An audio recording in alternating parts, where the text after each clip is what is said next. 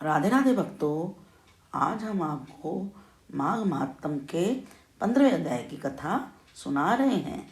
यदि आपने पिछले अध्यायों की कथा अभी तक नहीं सुनी है तो सब्सक्राइब का बटन दबा दीजिए। इससे आपको आने वाली कथाएं भी प्राप्त होती रहेंगी और कथा पसंद आने पर लाइक का बटन भी दबाइए। कल के अध्याय में हमने बताया था कि कांचन मालिनी अपने पिछले जन्म के संबंध में राक्षस को बता रही थी कि वह पिछले जन्म में एक वेश्या थी और राजपुरोहित ने उसे पापों से मुक्त होने के लिए प्रयागराज में स्नान करने के लिए कहा था। अब आगे बताते हैं। प्रयागराज के संगम स्नान की महिमा बतलाते हुए राजपुरोहित ने वेश्या से कहा, हे सुंदरी, प्राचीन काल में एक बार महर्षि गौतम की पत्नी अहिल्या को देखकर देवराज इंद्र काम के वशीभूत हो गए थे। तब उन्होंने ऋषि गौतम का रूप धारण करके ऋषि पत्नी के साथ दुराचार किया। इंद्र का छल ज्ञात होते ही ऋषि पत्नी ने उन्हें श्राप दे दिया। श्राप से इंद्र का शरीर सहस्त्रों योनियों से आच्छादित हो गया। अपनी दुर्गति देखकर इंद्र स्वयं एक स्थान पर छिप गए। स्वर्ग में इंद्र को ना पाकर देवताओं ने बृहस्पति जी से पूछा, हे गुरुदेव, इंद्र का कोई पता नहीं है, कोई नहीं जानता कि वे कहाँ चले गए हैं।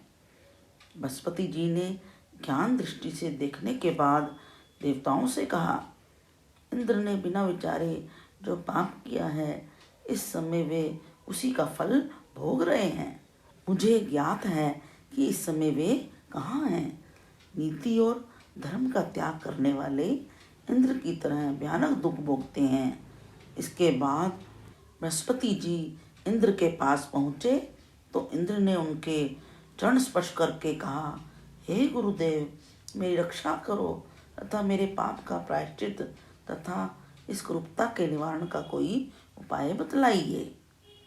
तब बृहस्पति जी बोले, हे देवराज, तुम्हारे पाप के प्रायश्चित का एकमात्र मार्ग यही है कि तुम मेरे साथ चलकर प्रयागराज में स्नान करो।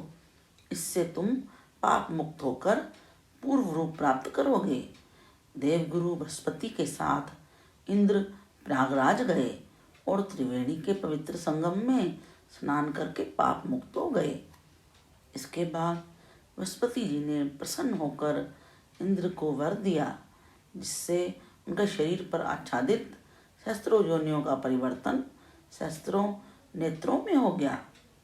इंद्र पाप मुक्त होकर और पहले से भी दिव्य रूप प्राप्त करके अमरावती लौट गए। इसलिए तुम भी अपना समस्त धन दीनहीनों में बांटकर और प्रयागराज जाकर स्नान करो। तुम्हारा कल्याण निश्चित ही होगा तथा तुम्हें सद्गति प्राप्त होगी। मैंने अपनी समस्त संपत्ति उसी दिन दीनहीनों और अनाथों में वितरण कर दी तथा सर्वस्व त्याग कर मैं प्रयागराज में आ गई। संगम जल में मात्र 3 दिन स्नान करने से मेरे समस्त पाप नष्ट हो गए। शेष 27 दिनों के स्नान पुण्य के फलस्वरूप मुझे देवयोनि प्राप्त हुई। अब मैं देवी भगवती पार्वती की सखी बनकर कैलाश पर्वत पर क्रीड़ा करती हुई रह रही हूँ।